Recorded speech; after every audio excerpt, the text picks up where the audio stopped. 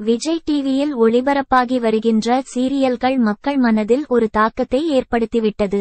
பொதுவாக Sun TV சீரியலுக்கு அதிக முக்கியத்துவம் கொடுத்திருந்தாலும் அதில் விளம்பரம் போடும் பொழுது விஜய் டிவியில் உள்ள நாடகத்தையும் இதில் விளம்பரம் போடும்போது சன் டிவியில் உள்ள நாடகத்தையும் மாற்றி மாற்றி பார்க்கும் அளவிற்கு சீரியலுக்கு மக்கள் அடிக்ட் ஆகிவிட்டார்கள்.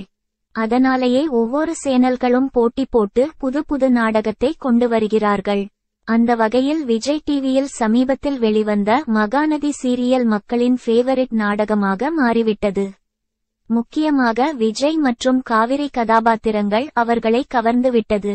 அந்த வகையில் காவிரி கதாபாத்திரத்தில் நடித்து வரும் லட்சுமி பிரியா மக்களின் ஃபேவரிட் நடிகையாகவும் மாறிவிட்டார்.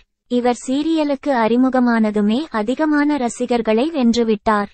ஆனால் இதில் வருவதற்கு முதலில் மாடலிங்கில் ஆர்வம் காட்டி வந்தார்.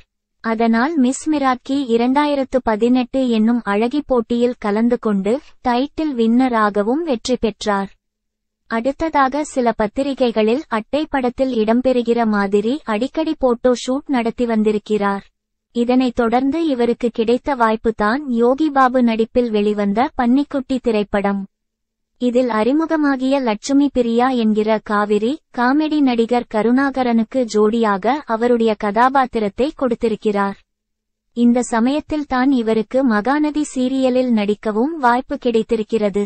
இதற்கு இடையில் சமூக வலைதளங்களில் ஆக்டிவாக இருக்கும் இவருடைய புகைப்படங்களை இன்ஸ்டாகிராம் பக்கத்தில் போட்டு 40,000க்கும் மேல் பார்வையாளர்களை கவர்ந்திருக்கிறார்.